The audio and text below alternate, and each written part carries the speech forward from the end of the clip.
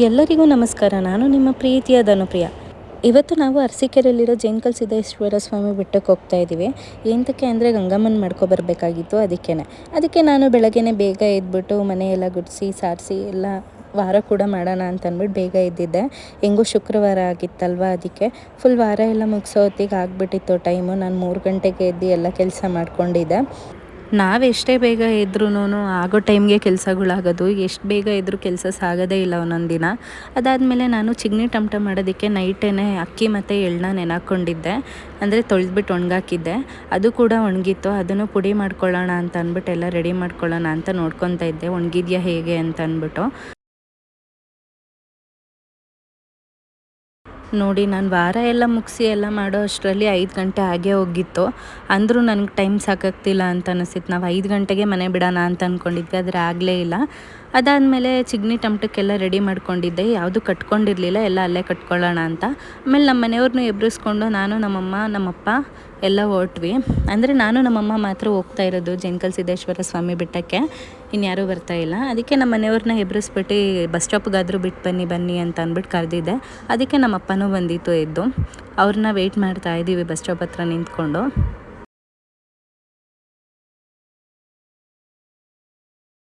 ಆಮೇಲೆ ಅಮ್ಮರು ಬಂದರು, ನಾವು ಬಂದ್ವಿ. ಅಷ್ಟೊತ್ತಿಗೆ ಬಸ್ಸು ಕೂಡ ರೆಡಿ ಇತ್ತು. ಸರಿ ಅಂತ ಅಂದ್ಬಿಟ್ಟು ಬಸ್ ಹತ್ತಿದ್ವಿ. ಸೀದಾ ಇಲ್ಲಿಂದ ನಾವು ಹತ್ತಿದ್ದು ಜಾಲಹಳ್ಳಿ ಕ್ರಾಸಿಗೆ, ಅಲ್ಲಿ ಇಳಿದ್ಬಿಟ್ಟು ಹೋಗೋಣ ಅಂತ ಅಂದ್ಬಿಟ್ಟು ಬಸ್ ಹತ್ತಿದ್ವಿ. ಅದಾದಮೇಲೆ ಅರಸೀಕೆರೆ ಬಸ್ಸು ಕೂಡ ರೆಡಿ ಇತ್ತು. ಜಾಲಹಳ್ಳಿ ಕ್ರಾಸಲ್ಲಿ ನಾವು ಹೋಗ್ತಿದ್ದಂಗೆ ಸಿಕ್ತು ಬಸ್ಸು, ಅದಕ್ಕೆ ಹತ್ಬಿಟ್ವಿ. ಅದಾದಮೇಲೆ ಸೀದಾ ನಾವು ಅರಸೀಕೆರೆಯಲ್ಲಿ ಬಂದು ಇಳಿದ್ವಿ. ಆಮೇಲೆ ನಮ್ಮ ದೊಡ್ಡಮ್ಮರನ್ನ ನೋಡ್ತಾ ಇದ್ವಿ ಎಲ್ಲಿದ್ದಾರೆ ಅಂತ ಅಂದ್ಬಿಟ್ಟು. ಆಮೇಲೆ ಅವರು ಕೂಡ ಸಿಕ್ಕಿದ್ರು. ಅವ್ರನ್ನ ಕರ್ಕೊಂಡು ನಾವು ಸೀದಾ ಬಸ್ ಸ್ಟಾಪಿಂದ ಹೋದ್ವಿ ಮಾರ್ಕೆಟಿಗೆ. ಸ್ವಲ್ಪ ಹೂವು, ಬಾಳೆಹಣ್ಣು ಅದೆಲ್ಲ ತೊಗೋಬೇಕಾಗಿತ್ತಲ್ಲ. ನಾವು ಅಲ್ಲಿಂದ ಏನೂ ತೊಗೊಬರಲಿಲ್ಲ, ಏಕೆಂದರೆ ಲಗೇಜ್ ಎಲ್ಲ ಜಾಸ್ತಿ ಆಗಿಬಿಡುತ್ತೆ, ಬರೋಕ್ಕಾಗಲ್ಲ ಅಂತ ಅಂದ್ಬಿಟ್ಟು. ಅದಕ್ಕೆ ಅರಸೀಕೆರೆಯಲ್ಲೇ ಎಲ್ಲ ತೊಗೊಂಡ್ವಿ. ಅಲ್ಲಿಂದ ಎಲ್ಲ ತೊಗೊಂಡು ನಾವು ಸೀದಾ ಹೊರಟಿದ್ದು ಆಟೋದಲ್ಲಿ ಜೈನಕಲ್ ಸಿದ್ದೇಶ್ವರ ಸ್ವಾಮಿ ಬೆಟ್ಟಕ್ಕೆ ಹೋಗೋಣ ಅಂತ ಅಂದ್ಬಿಟ್ಟು. ನಾವಿವತ್ತು ಬಂದು ನಾರ್ಮಲ್ ನಾವು ಯಾವಾಗಲೂ ಯಾದಪುರ ಸೈಡ್ ಹತ್ತುತ್ತೀವಲ್ಲ, ಹಂಗೆ ಹತ್ತಿಲ್ಲ. ಇನ್ನೊಂದು ಹಿಂದೆಯಿಂದ ಒಂದು ದಾರಿ ಇದೆ, ಅಲ್ಲಿಂದ ಹತ್ತುತ್ತಿದ್ವಿ. ನಾವು ಚಿಕ್ಕ ಮಕ್ಕಳಿದ್ದಾಗ ನಮ್ಮ ದೊಡ್ಡಪ್ಪ ನಮ್ಮಮ್ಮರೆಲ್ಲ ನಮ್ಮನ್ನ ಹಿಂಗೆ ಕರ್ಕೊಂಡು ಹೋಗ್ತಾ ಇದ್ದಿದ್ದು ಹಿಂದೆಗಡೆ ಸೈಡಿಂದ. ಯಾಕೆಂದರೆ ಇಲ್ಲಿ ಜನ ಜಾಸ್ತಿ ಇರೋದಿಲ್ಲ, ಯಾರೂ ಹತ್ತೋದಿಲ್ಲ ಅಂತ ಅಂದ್ಬಿಟ್ಟು. ನಮ್ಗೆ ಅದೇ ರೂಢಿ, ನಮ್ಗೆ ಈ ಕಡೆನೇ ಹತ್ತಕ್ಕೆ ಇಷ್ಟ, ಆ ಕಡೆಯಿಂದ ಹತ್ತಕ್ಕೆ ಅಷ್ಟು ಇಷ್ಟ ಆಗೋದಿಲ್ಲ. ಇಲ್ಲಿ ಅಷ್ಟು ನಮಗೆ ಸುಸ್ತು ಅನಿಸಲ್ಲ, ಯಾಕೆಂದರೆ ಜಾಸ್ತಿ ಮೆಟ್ಲು ಥರ ಇಲ್ಲ. ಒಂದೊಂದು ಕಡೆ ಮೆಟ್ಲಿದೆ, ಒಂದೊಂದು ಕಡೆ ಫುಲ್ ಫ್ಲ್ಯಾಟ್ ಇದೆ. ನೀವೇ ನೋಡ್ಬೋದು, ಫುಲ್ ಬಂಡೆ ಎಲ್ಲ ಆ ಥರನೇ ಇದೆ. ತುಂಬ ಚೆನ್ನಾಗಿದೆ ನೋಡೋದಕ್ಕೆ, ನೀವೇ ನೋಡಿ ಹೇಗಿದೆ ಅಂತ ಅಂದ್ಬಿಟ್ಟು.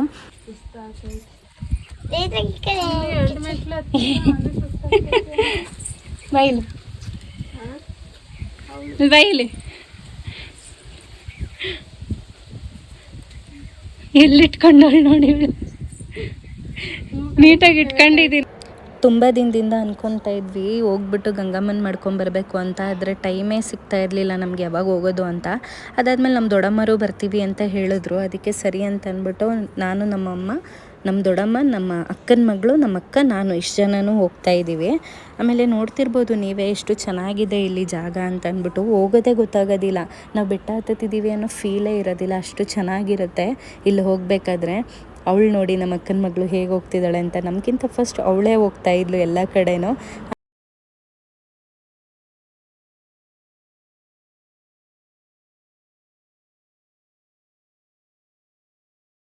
ಹೋಗ್ಬೇಕಾದ್ರೆ ದಾರಿಯಲ್ಲಿ ಇದು ಏನೋ ಹಣ್ಣು ಸಿಕ್ತು. ನನಗಂತೂ ಇದ್ರ ಹೆಸರು ಗೊತ್ತಿಲ್ಲ, ನಿಮ್ಗೇನಾದರೂ ಹೆಸರು ಗೊತ್ತಿದ್ದರೆ ಕಮೆಂಟ್ ಮುಖಾಂತರ ತಿಳಿಸಿ.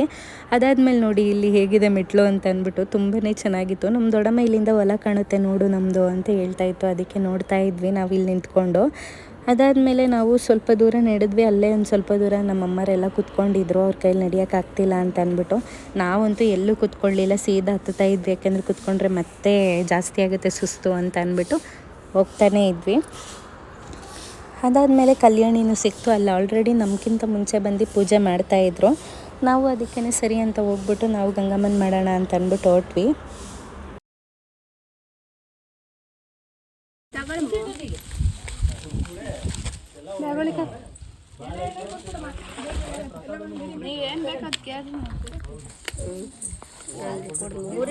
ಸಾಕ ಬೇಕಾದ 5 ಇನ್ನು ಕೊಡಿಲ್ಲ.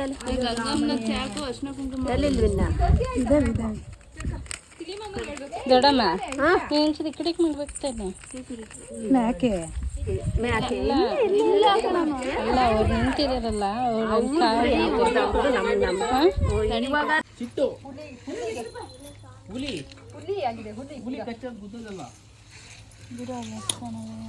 ಕಚ್ಚ ದೀಪ ಕಚ್ಚ ಫಸ್ಟ್ ಕಚ್ಚಿದ್ದೆ ಅಮ್ಮ ಕಾಣುತ್ತೆ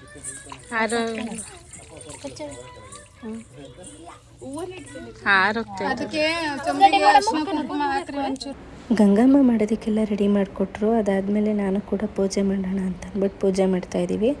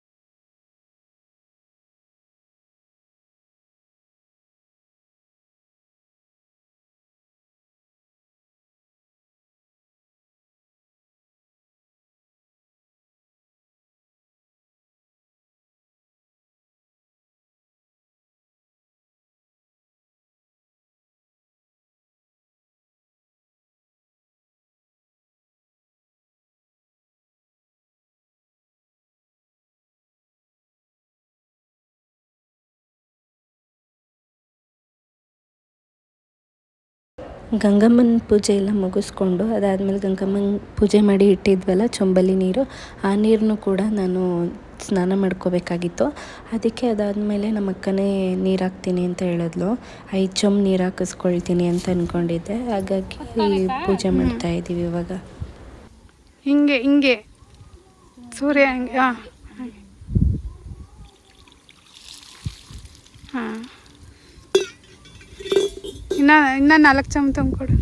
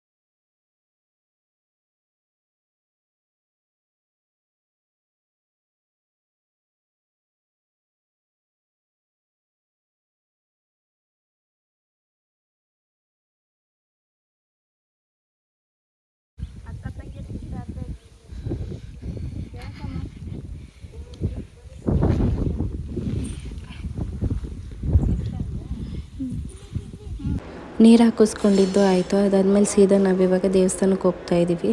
ಫುಲ್ ಬಿಸಿಲು ಅಂದರೆ ಬಿಸಿಲಿತ್ತು. ಹೋಗೋ ಹೊತ್ತಿಗೆ ಒಣಗಿ ಹೋಗಿದ್ದೆ ನಾನು ಅರ್ಧ. ಅದಾದಮೇಲೆ ಮತ್ತೆ ಅಲ್ಲಿಂದ ಸೀದಾ ನಾವು ದೇವಸ್ಥಾನಕ್ಕೆ ಹೋಗೋಣ ಅಂತ ಹೋಗ್ತಾಯಿದ್ವಿ. ತುಂಬಾ ಚೆನ್ನಾಗಿದೆ ಮೇಲೆ ಹತ್ತಬೇಕಾದ್ರೆ ಈ ಜಾಗ ಮಾತ್ರ.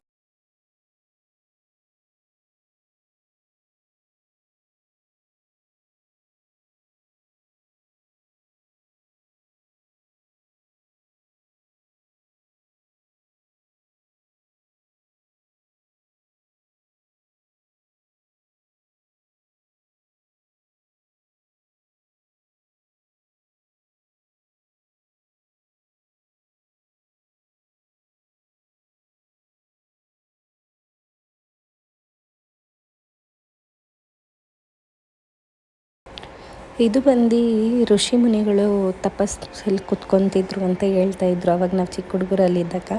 ಇವಾಗ ಜಾಗರಣೆ ಎಲ್ಲ ಮಾಡ್ತಾರಲ್ಲ, ಸೊ ಆವಾಗ ಮಲ್ಕೊಳ್ತಾರೆ ಅಂತ ಅನಿಸುತ್ತೆ. ಅದಕ್ಕೆ ಇವಾಗ ಈ ಥರ ಚೀಲ ಎಲ್ಲ ಹಾಕಿದರೆ ಒಳಗಡೆ ಚೆನ್ನಾಗಿದೆ. ಮಾತ್ರ ಅವಾಗ ಜಾಗ ಅವಾಗ ಹೆಂಗಿತ್ತು ಇವಾಗ ಹಂಗೆ ಇದೆ. ಅದಾದಮೇಲೆ ನಾವು ಸೀದಾ ಬೆಟ್ಟದ ಮೇಲೆ ಹೋಗಿ ಪೂಜೆ ಮಾಡಿಸೋಣ ಅಂತ ಅಂದ್ಬಿಟ್ಟು ಹೋದ್ವಿ.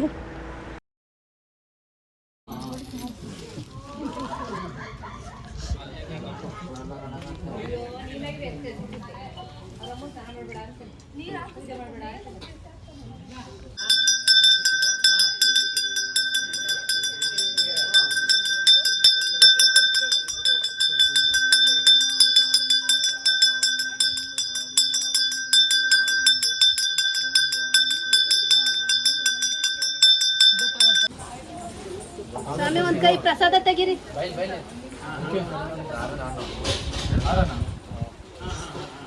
ಪೂಜೆ ಎಲ್ಲ ಮುಗಿಸ್ಕೊಂಬಂದ್ಬಿಟ್ಟು ಈ ದೀಪಕ್ಕೆ ನಾನು ಎಣ್ಣೆ ಕೂಡ ಹಾಕಿದೆ. ಅದಾದಮೇಲೆ ಅಲ್ಲಿಂದ ಸೀದಾ ನಾವು ಬೆಟ್ಟ ಎಲ್ಲ ನೋಡಿಕೊಂಡು ಸ್ವಲ್ಪ ಹೊತ್ತು ಅಲ್ಲೇ ಕೂತ್ಕೊಂಡು ಪ್ರಸಾದ ಕೊಟ್ಟರು. ಅಂದರೆ ಬೇರೆಯವ್ರು ಗಂಗಮ್ಮ ಮಾಡಿದರು, ಅದನ್ನು ಪ್ರಸಾದ ಕೊಟ್ಟಿದ್ದರು. ಆಮೇಲೆ ನಾವು ಮಾಡಿದ್ದೆಲ್ಲ ಅವ್ರಿಗೂ ಕೊಟ್ಬಿಟ್ಟು ನಾವು ಬಂದ್ವಿ. ಸೀದಾ ಅಲ್ಲಿಂದ ಕೆಳಗೆ ಇಳಿದ್ವಿ.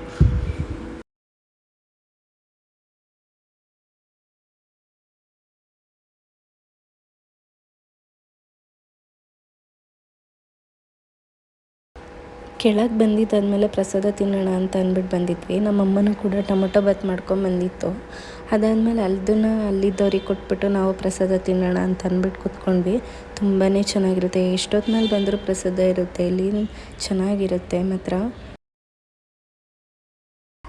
ಪ್ರಸಾದನೂ ತಿಂದ್ಕೊಂಡು ನಾವು ಅಲ್ಲಿಂದ ಸೀದಾ ಹೊರಟ್ವಿ.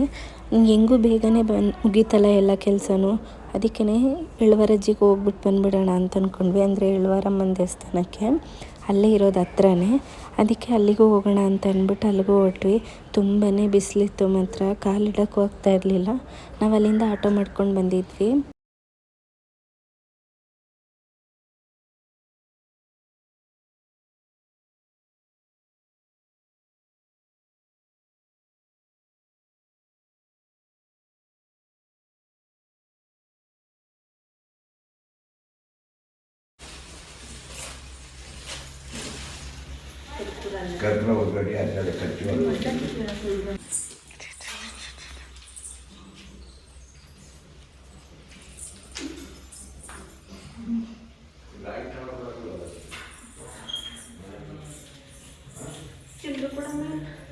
ಎಳ್ವಾರಮ್ಮನ ದೇವಸ್ಥಾನಕ್ಕೆ ಹೋಗಿ ಬಂದ್ಬಿಟ್ಟು ಅದಾದಮೇಲೆ ಸೀದಾ ನಾವು ಅರಸೀಕೆರೆ ಬಸ್ ಸ್ಟಾಪಿಗೆ ಬಂದ್ವಿ.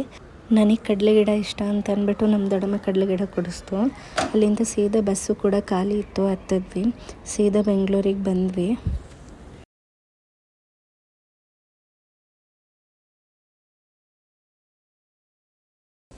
ಬೆಂಗಳೂರಿಗೆ ಬಂದಾದಮೇಲೆ ಆಟೋ ಕೇಳಿದ್ವಿ ಆಯಿತಾ, ನಮ್ಮ ಏರಿಯಾಗೆ. ಅಲ್ಲಿ ಹೇಳಿದ್ರು 500 ರೂಪಾಯಿ ಅಂತ ಹೇಳಿದ್ರು. ಕ್ಯಾಬ್ ಬುಕ್ ಮಾಡಿದ್ದಕ್ಕೆ 150 ರೂಪಾಯಿ ಆಯಿತು. ಅಲ್ಲಿಂದ ಸೀದಾ ನಾವು ಮನೆಗೆ ಬಂದ್ವಿ. ಇಷ್ಟ ಆಗಿತ್ತು ಇವತ್ತಿನ ದಿನ.